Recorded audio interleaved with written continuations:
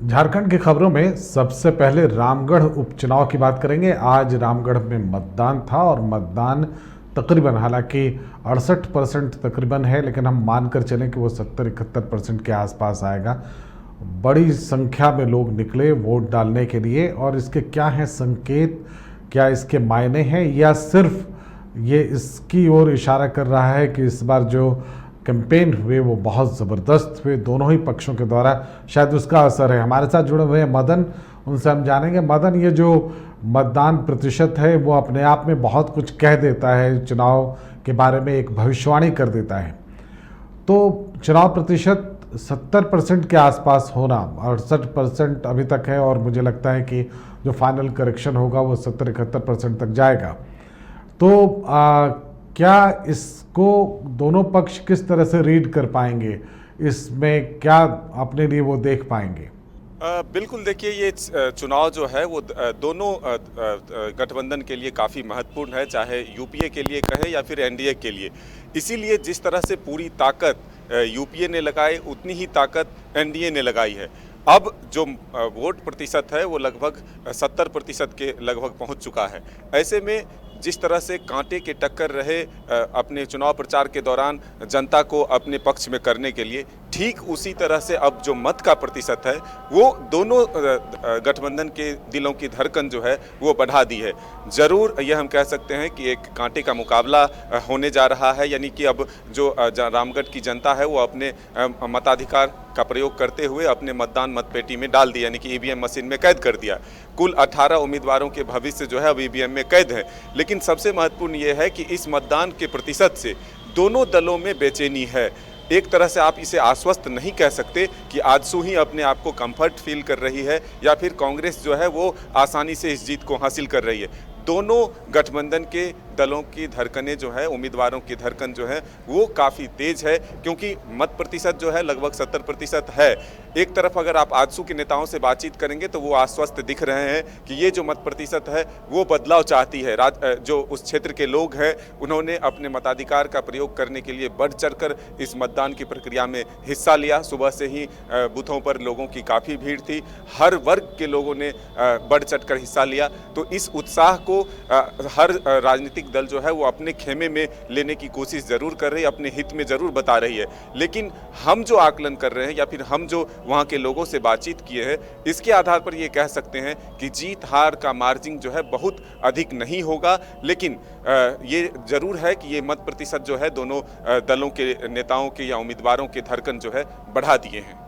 बिल्कुल, हालांकि उपचुनाव आमतौर पर लोग उस उपचुनाव से उदासीन ही होते हैं, बहुत ज़्यादा मत प्रतिशत उपचुनाव में कम ही देखने को मिलता है। तो रामगढ़ में जिस तरह से मतदान हुआ है वो अपने आप में हम कह सकते हैं बहुत कुछ संकेत देता है कि वो किस ओर जाने वाला है चुनाव परिणाम। एक बात और इम्पॉर्टेंट है कि चुनाव बिल्कुल शांतिपूर्ण हुआ, जबकि संवेदनशील और अति संवेदनशील बूथ भी थे। तो मदन, सुरक्षा व्यवस्था को लेकर क्या कहना चाहेंगे? किस तरह की सुरक्षा व्यवस्था थी और क्या उससे मतदाता एश्योर हुए कि वो निकलकर वोट डाल सकते हैं? देखिए, मतदान के लिए काफ़ी पुख्ता इंतज़ाम कराए गए थे। जो आधुनिक और ये कहते हैं आदर्श बूथ बनाए जाते हैं वो तमाम बूथें बनाए गए थे। महिलाओं के लिए विशेष कई बूथ बनाए गए थे और लोगों को शांतिपूर्ण तरीके से मतदान में शामिल कराने को लेकर के सुरक्षा बलों की तैनाती भी काफ़ी की गई थी। और इसी का नतीजा है कि सुबह 7 बजे से लेकर के शाम के 5 बजे तक शांतिपूर्ण तरीके से मतदान हुआ और लोग अपने मताधिकार का प्रयोग किए। बढ़ चढ़कर अपने घरों से निकलकर लोग, जो पहले एक स्लोगन चलता था कि पहले मतदान फिर जलपान, उसी को आधार मानते हुए लोग पहले अपने घरों से निकले और फिर मतदान केंद्र तक पहुंचकर अपने मताधिकार का प्रयोग किया। इस तपती धूप में भी लोगों की लंबी लंबी कतारें ये जरूर बता रही थी कि भले ही उपचुनाव है लेकिन लोग बढ़ चढ़कर हिस्सा ले रहे हैं, क्योंकि इस चुनाव को अब जनता भी, रामगढ़ की जनता भी ये जानना और समझना चाह रही थी कि इससे राज्य के जो राजनीतिक दिशा है वो तय होगी।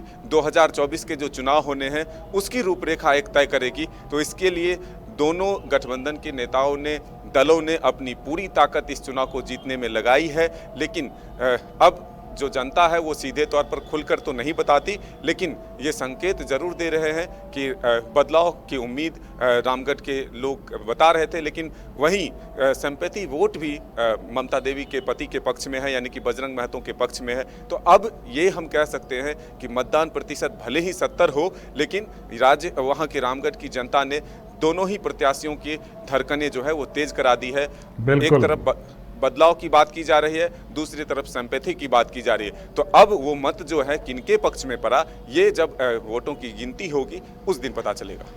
बिल्कुल। और रामगढ़ में जो ज़मीनी हकीकत थी वो भी यही थी कि दोनों ही पक्ष की तरफ मतदाता, हम कह सकते हैं, मुड़ रहे थे, उन्हें देख रहे थे, उन्हें समझने की कोशिश कर रहे थे।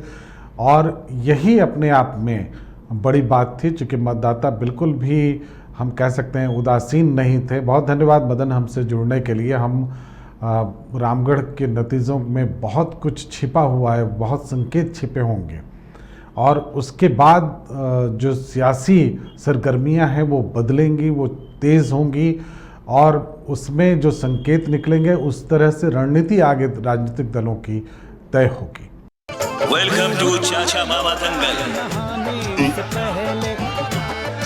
हास्य अदाकार संजय मिश्रा से गुजारिश है कि वह अखाड़े में कूदे और फुलटूस को ट्रॉफी से नवाजे। लगता है समाधि ले ली। अरे बुला रहे हैं। अरे बोल रहे हैं कि बुला लो। टॉप टेक सीमेंट, जो जोड़े तो छोड़े नहीं, मजबूती ही हमारी पहचान।